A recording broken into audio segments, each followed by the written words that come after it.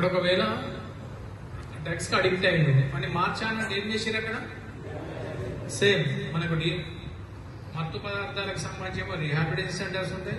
కళ్ళు గిట్ల తాగి వాడేమో అయితే ఇబ్బంది అయితే డి అడిక్షన్ సెంటర్స్ అని మన గవర్నమెంట్ హాస్పిటల్లో ఉంటాయి. మనం కూడా అడ్వైజ్ చేయగలగాలి. ఓకేనా, వదిలేదు. Next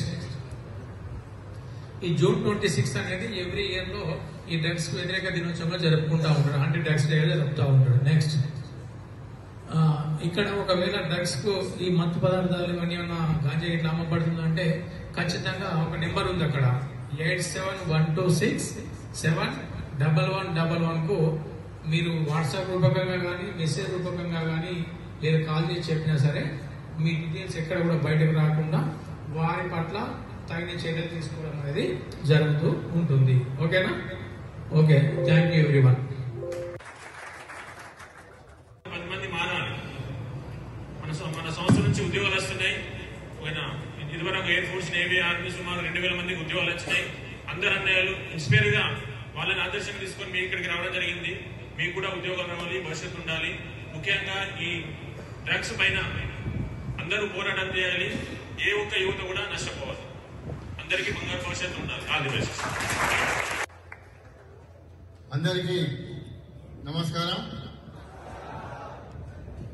good afternoon, good evening. ఈరోజు మీ తేజస్ జూనియర్ కాలేజీలో యాంటీ నార్కోటిక్స్ బ్యూరో వారు ఏర్పాటు చేసిన డ్రగ్ అవేర్నెస్ ప్రోగ్రామ్ స్టేజ్ మీద ఉన్న మీ చైర్మన్ సతీష్ రావు గారికి, ఫ్రెండ్సేనా మనం? ఇప్పుడు మీకు ఎందుకు చెప్తున్నామంటే ఇప్పుడు తాగే వాళ్ళంతా ఒకప్పుడు మీ నుంచి వచ్చిన వాళ్ళే, అవునా కాదా? యూత్ నుంచి వాళ్ళకి డిగ్రీలో, ఇంటర్మీడియట్ లో, 10th లో లేదా హై స్కూల్ స్టేజ్ లో వాళ్ళకు అవేర్నెస్ లేదు.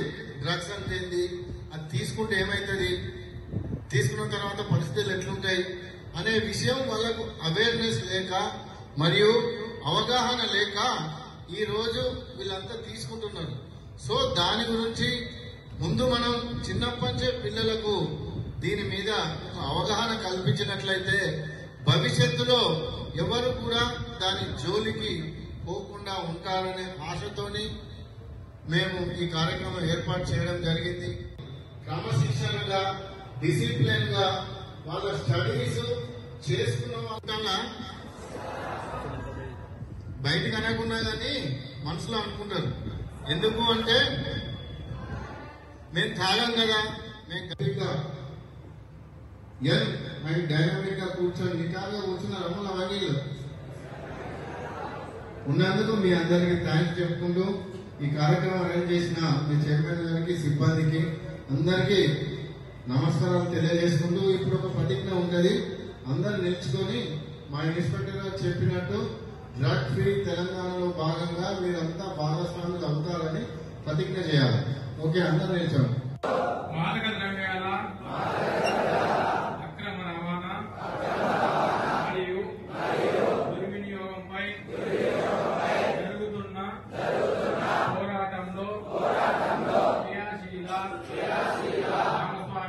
భాగస్వామిని అవుతానని, వీటి వాడకం వలన కలిగే దుష్పరిణామాల గురించి సంపూర్ణ అవగాహన కలిగి ఉండి నాతో పాటు ఏ ఒక్కరూ డ్రగ్స్ బారిన పడకుండా కృషి చేస్తానని, డ్రగ్గు అమ్మకము, కొనుగోలు చేసే వ్యక్తుల సమాచారాన్ని పోలీసుకు తెలియజేస్తానని, వ్యక్తిగత జీవన శైలిని అనుసరిస్తానని, డ్రగ్ రహిత సమాజమే లక్ష్యంగా